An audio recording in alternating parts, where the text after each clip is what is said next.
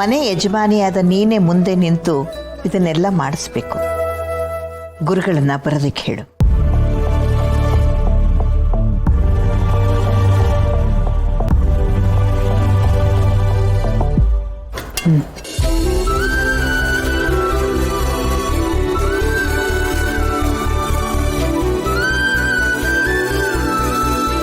ಅಜ್ಜಿ, ಅದೆಲ್ಲ ಯಾಕೀಗ? ನಾವು ಮದುವೆ ಆಗಿದ್ದೀವಲ್ಲ. ಅಭಿ, ನೀ ಸ್ವಲ್ಪ ಸುಮ್ಮನೆ ಇರು. ನೀವು ಈಗಿನ ಕಾಲದ ಮಕ್ಕಳು, ಇದೆಲ್ಲ ಅರ್ಥ ಆಗಲ್ಲ. ನಾನು ಹೇಳೋದ್ರಲ್ಲೂ ಒಂದು ಅರ್ಥ ಇದೆಯಪ್ಪ.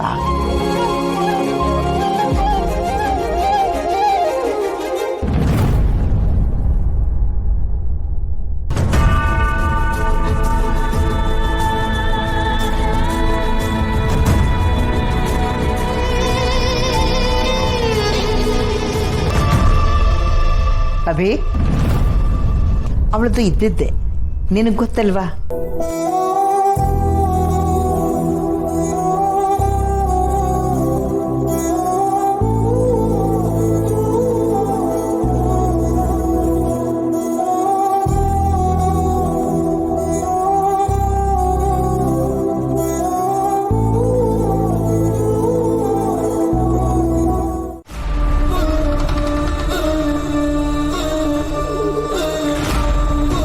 ರಮಾ, ಅಭಿ ತಾನು ಇಷ್ಟಪಟ್ಟು ಹುಡುಗಿನ ಬಿಟ್ಕೊಡಕ್ಕಾಗದೆ ಮದುವೆ ಆಗಿ ಕರ್ಕೊಂಡು ಬಂದ. ಇಷ್ಟ ಇಲ್ಲದೆ ಇದ್ರೂ ಅವ್ರನ್ನ ಮನೆಯೊಳಗೆ ಸೇರಿಸ್ಕೊಂಡೆ. ಆದರೆ ಈಗ ಹೊಸದಾಗಿ ಮದುವೆ ಆಗಿರೋ ಗಂಡು ಹೆಣ್ಣು ಇಬ್ಬರು ಮೊದಲನೇ ಸತಿ ನಮ್ಮ ಮನೆಯಲ್ಲಿ ತಿಂಡಿ ಕೂತಾಗ ಎಲ್ರ ಮುಂದೆ ನೀನು ಹಾಗೆ ಎದ್ದು ಹೋಗಿತ್ತು ನನ್ಗೆ ಯಾಕೋ ಸರಿ ಕಾಣಿಸ್ಲಿಲ್ಲ ರಮ್ಮ. ಅದು ಅಲ್ಲದೆ ಇನ್ನೊಂದು ವಿಷಯ ಏನಂದ್ರೆ, ಹರ್ಷ, ಏನ್ ಹೇಳ್ಬೇಕು ಅಂತಿದ್ಯೋ ಅದನ್ನ ನೇರವಾಗಿ ಹೇಳು. ಅದೇ ಅಮ್ಮ ಹೇಳಿದ್ರಲ್ಲ, ಅಭಿ ಗೌತಮಿ ಮರುಮದುವೆ ಬಗ್ಗೆ. ಹರ್ಷ, ನೀನನ್ನ ನೀನ್ ಏನ್ ಅನ್ಕೊಂಡಿದ್ಯಾ? ಅಭಿ ಮೇಲೆ ನಿನಗೆ ಮಾತ್ರ ಪ್ರೀತಿ ಕಾಳಜಿ ಇರೋದು ಅಂತ ಅನ್ಕೊಂಡಿದ್ಯಾ? ಹಾಗಲ್ಲ ರಮ್ಮ, ನನಗೆ ಗೊತ್ತು ನೀನು ಅಭಿ ಮೇಲೆ ಎಷ್ಟೊಂದು ಪ್ರೀತಿ ಇಟ್ಕೊಂಡಿದ್ಯಾ ಅಂತ.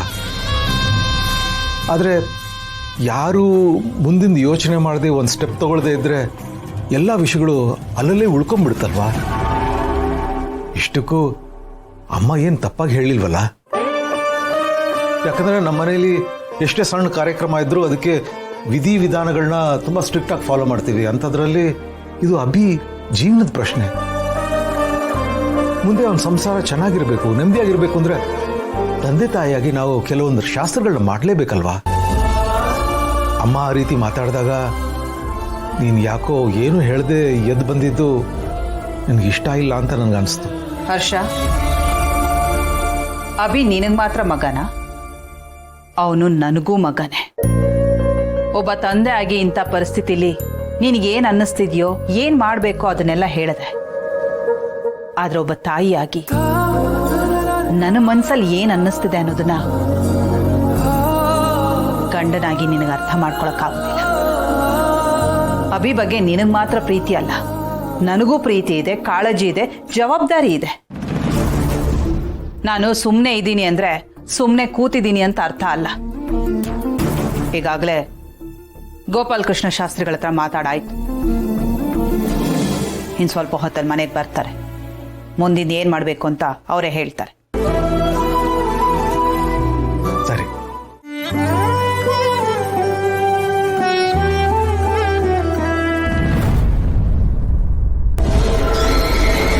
ಮನೆ ಸೊಸೆಯಾಗಿ ನಿನ್ ಜೊತೆ ಸಂಸಾರ ಮಾಡೋದಕ್ ನಾನಿಲ್ಲಿ ಬಂದಿಲ್ಲ. ನಾನಿಲ್ಲಿ ಬಂದಿರೋ ಉದ್ದೇಶ ನಿಮ್ಮನ್ನೆಲ್ಲ ಧ್ವಂಸ ಮಾಡೋದಕ್ಕೆ. ಇದೇನಿದು, ಮನೆ ವಾತಾವರಣನೇ ಬದಲಾಗಿದೆಯಲ್ಲ? ಗುರುಗಳೇ, ಏನಾಯ್ತು? ಏನಿಲ್ಲ. ನಮಸ್ಕಾರ. ನಮಸ್ಕಾರ. ಬನ್ನಿ ಬನ್ನಿ, ಕೂತ್ಕೊಳ್ಳಿ. ರಮಾ, ರಮಾ, ಗೋಪಾಲಕೃಷ್ಣ ಶಾಸ್ತ್ರಿಗಳು ಬಂದಿದ್ದಾರೆ.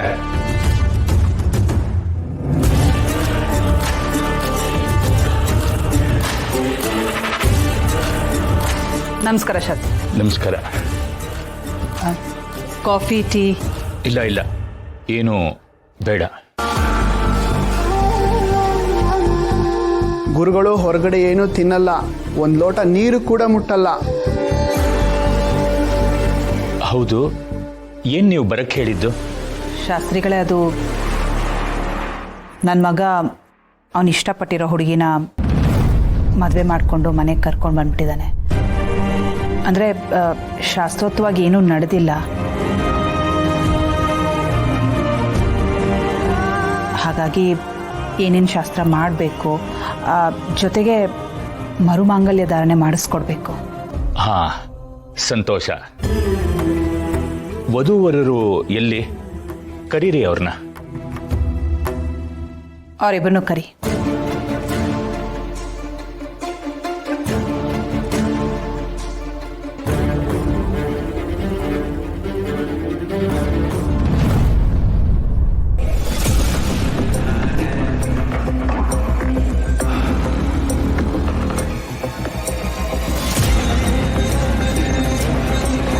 ಇವಳನ್ನ ಎಲ್ಲೋ ನೋಡಿರೋ ಹಾಗಿದೆಯಲ್ಲ.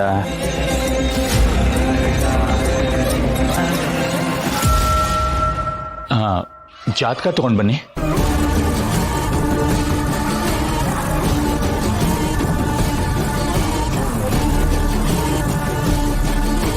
ಈಗ ಬಂದಿರೋನ್ ಯಾರು? ಅವ್ನು ನನ್ನ ಜಾತಕ ಕೇಳ್ತಿದ್ದಾನೆ ಅಂದ್ರೆ ಅವನಿಗೇನಾದ್ರೂ ಗೊತ್ತಾಗ್ಬಿಡತ್ತಾ? ಇಲ್ಲ, ಯಾರಿಗೂ ಗೊತ್ತಾಗ್ಬಾರ್ದು, ಯಾರಿಗೂ ಗೊತ್ತಾಗ್ಬಾರ್ದು.